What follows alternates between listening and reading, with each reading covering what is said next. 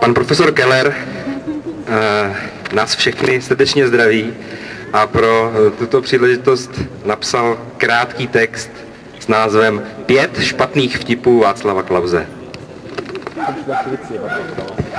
Václav Klaus je stoupencem minimálního státu. Podle jeho představ by stát měl být co nejskrovnější, měl by zasahovat co nejméně do věcí veřejných a už vůbec by se neměl míchat do ekonomiky. Stát je podle něj jen nutné zlo. Takový názor lze považovat za legitimní. Ve frašku se však mění v okamžiku, kdy hlavní životní aspirací Václava Klause je stát v čele onoho nutného zla.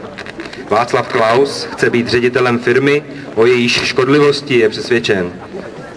Chce být co největším prezidentem státu, jehož význam má být co nejmenší. Čím je tato vnitřní rozpolcenost, když ne špatným vtipem? Václav Klaus se považuje za experta na ekonomický život. Nechal si dokonce udělit titul profesora ekonomie, aniž by předtím řádně vyučoval na vysoké škole, jak je u normálních profesorů zvykem. Jeho expertní vědění začíná a končí větičkou, že ekonomice máme dát volný průběh. Pokud ekonomika funguje dobře, pak hlavně proto, že se do ní nezasahuje. Když naopak funguje špatně, pak je hlavně zapotřebí nezasahovat do ní. Pokud by něco takového mělo být vrcholem ekonomického vědění, pak je špatným vtipem provozovat ekonomické fakulty. Tvrdit podobné moudrosti lze přece i bez maturity. Jestli myslí Václav Klaus vážně to, co říká, měl by usilovat o zrušení ekonomických fakult. Ušetřené peníze by bylo možno využít pro rozvoj něčeho tržně užitečnějšího. Václav Klaus tvrdí, že neexistuje ekologie jako vědecká disciplína. Přitom se považuje za odborníka v této oblasti a autoritativně se vyjadřuje k těm nejzávažnějším globálním ekologickým problémům.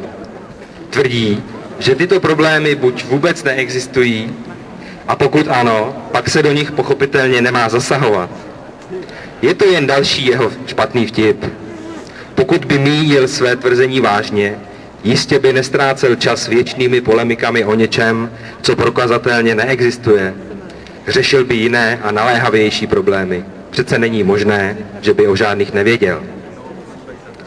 Václav Klaus peskuje Evropu za to, že prý soustavně blokuje rozvoj trhu. Pohybuje se však, jak je jeho zvykem, v rovině čiré rétoriky. Vůbec ho nenapadlo posvítit si například na téměř 27 miliard euro, jimiž Brusel v průběhu jeho prezidentování deformuje jinak skvěle fungující české tržní prostředí. Pokud by Klausovy výpady proti Evropě nebyly jen špatným vtipem, musel by se snažit proud evropských peněz zarazit proud evropských peněz, které plynou na budování naší dopravní a informační infrastruktury, na rozvoj naší vědy a školství, dokonce i na řešení ekologických problémů, které podle Klause neexistují. Věren své vnitřní rozervanosti nic z toho nečiní. A konečně pátým a zdaleka nejtrapnějším špatným vtipem Václava Klause je, že stále ještě zůstává prezidentem České republiky. Dodejme, že tato fraška už dlouho k smíchu není. Jan Keller.